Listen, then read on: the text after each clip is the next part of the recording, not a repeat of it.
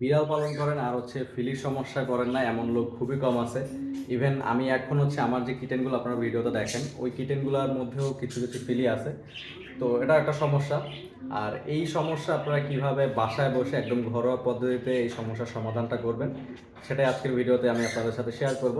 তো বিষয়টা খুবই গুরুত্বপূর্ণ একটা বিষয়, কারণ ফিলি কিন্তু আস্তে আস্তে মারাত্মক আকারে ধারণ করে, এমনকি বিড়াল মারাও যায় ফিলির কারণে। সো এটা মোটেও অ্যাভয়েড করা উচিত হবে না। অবশ্যই ভিডিওটা শেষ পর্যন্ত দেখবেন যে কীভাবে ঘরোয়া পদ্ধতিতে আপনারা এই ফিলিটা দূর করবেন। তো ঘরোয়া পদ্ধতিতে ফিলি দূর করার জন্য প্রথমে যে জিনিসটা দরকার হবে সেটা হচ্ছে নারিকেল তেল। এটা মোটামুটি সব বাসায় অ্যাভেলেবেল থাকে। আর সেকেন্ড যে জিনিসটা লাগবে সেটা হচ্ছে কালো জিরা। কালো জিরাও ম্যাক্সিমাম বাসায় থাকে, যদি না থাকে তাহলে বাজার থেকে এটা সংগ্রহ করবেন।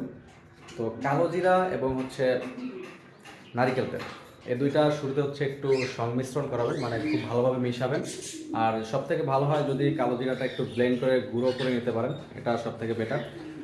যদি গুঁড়ো করেন তাহলে গুঁড়ো করা কালো জিরা আর নারিকেল তেল, এটা খুব ভালোভাবে মিশিয়ে একটু রেখে দেবেন। আপনার 10-15 মিনিট এটা রেখে দেবেন, বা 20-25 মিনিট রেখে দেওয়ার পরে যাদের বিড়াল ট্রিপল কোরের বিড়াল, মানে ট্রিপল কোর পার্সিয়ান, ওদের লোম যেহেতু একটু বড়, দিতে একটু সমস্যা হতে পারে। আপনারা তুলো বা হাতে কোনো মসৃণ যে কাপড়, সুতি কাপড়গুলো আছে, ওই কাপড় ওই যে মিশ্রণটা আছে, মিশ্রণের ভিতরে চুবাবেন। চুবাইয়া দেন ওদের একদম স্কিনে লাগাবেন। একদম গলা, ঘাড় থেকে শুরু করে যত জায়গা আছে সব জায়গায় একদম স্কিনে ওই মিশ্রণটা দিবেন, কালো জিরা আর নারকেল তেল। খুব ভালোভাবে মিশিয়ে 3 থেকে 4 ঘন্টা বা 2-2.5 ঘন্টা এমন একটা টাইম মোটামুটি রাখবেন। বেশি রাখার দরকার নেই, এমন একটা টাইম যদি রেখে দেন তাইলে এনাফ। 2-3 ঘন্টা বা 3-4 ঘন্টা রেখে দেওয়ার পরে যেটা করবেন সেটা ওদের গোসল করিয়ে দেবেন। আর গোসল করানোর ক্ষেত্রে একটা জিনিস মাথায় রাখবেন, ওয়েদারটা যাতে আপনার ফেভারে থাকে। যদি দেখেন যে না, ওয়েদার আমার ফেভারে নাই, তাহলে এই জিনিসটা করারই দরকার নেই। যেদিন দেখবেন যে না, আজকে ওদের গোসল করানো যায়, ওয়েদার ভালো আছে, সেদিন এই কাজটা করে দেন গোসল করাই দেবেন। গোসল করানোর ক্ষেত্রে আরেকটা যে গুরুত্বপূর্ণ বিষয় সেটা আমরা কিন্তু আসলে জানি না অনেকেই যে বিড়ালেরও শ্যাম্পু আছে। আমরা কি করি, মানুষের শ্যাম্পুটাই ওদের ইউজ করি। আসলে মানুষের শ্যাম্পু ওদের ওদের জন্য না, ওদের স্কিনে এটা প্রবলেম করে। আমি নিজে এটা দেখছি অনেক জায়গায়।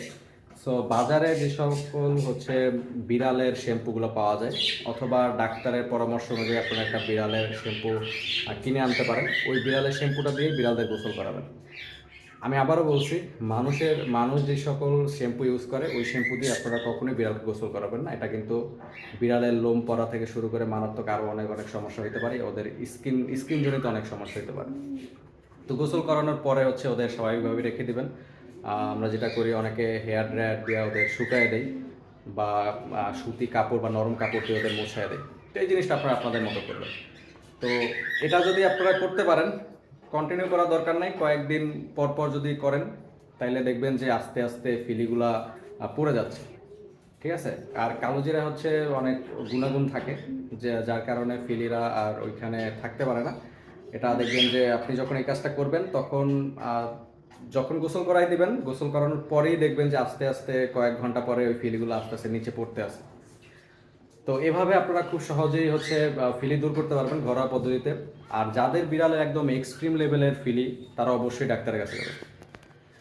তারা অবশ্যই ডাক্তারের পরামর্শ অনুযায়ী তারপরে মেডিসিন নেবেন, মেডিসিন দিয়ে তারপর ফিলিগুলো দূর করবেন। আর আমি একটা কথা বারবার বলি, সেটা আপনারা ভেট না দেখিয়ে আলাদা কারো সাজেশন অনুযায়ী বা ফার্মেসির সাজেশন অনুযায়ী কোনো ওষুধ বা মেডিসিন যেটাই বলেন আপনার বিড়ালের শরীরে অ্যাপ্লাই করবেন না। অবশ্যই ফার্স্ট ভেট দেখাবেন, ভেট যেটা সাজেস্ট করবে ভেট। এখানে একটা বিষয় আছে, বিষয়টা সব বিড়ালের শরীর কিন্তু একরকম না। অন্য একটা বিড়াল যেই ওষুধ খেয়ে ফিলির এই প্রবলেমটা দূর করছে, বা যে কোনো প্রবলেম হোক না কেন সেটা দূর করছে, তাই বলে যে আপনারও ওই সেম ওষুধ আপনার বিড়ালকেও খাওয়াইতে হবে, আপনার বিড়ালের শরীরে ওইটা স্যুট করবে এমনটা না। বিড়াল বা মানুষের শরীরে কিন্তু সব কিছু স্যুট করে না। সো অবশ্যই ভেট দেখাবেন, ভেট যেটা সাজেস্ট করবে, যে ওষুধটা দেবে সেই ওষুধটা খাওয়াবেন। তো এই ছিল আজকের ভিডিওটা। যদি আপনাদের কাছে ভালো লাগে থাকে অবশ্যই কমেন্ট করে জানাবেন, এবং আমার এই ভিডিওর মধ্যে যদি কোনো মিস ইনফরমেশন থাকে বা মিস্টেক থাকে সেটাও আপনারা কমেন্টে জানাতে পারেন। কোনো সমস্যা নেই, অবশ্যই ফিল ফ্রি টু কমেন্ট করবেন। আর আমার বাচ্চাদের জন্য অবশ্যই দোয়া করবেন, ওরা যাতে ভালো থাকে। আর যারা এখনো পেজটা ফলো করেন না তারা অবশ্যই ফলো করে দেবেন। তো ভালো থাকেন সবাই, আবার চলে আসবো নতুন আর একটা ইনফরমেটিভ ভিডিও নিয়ে। আল্লাহ হাফেজ, টাটা।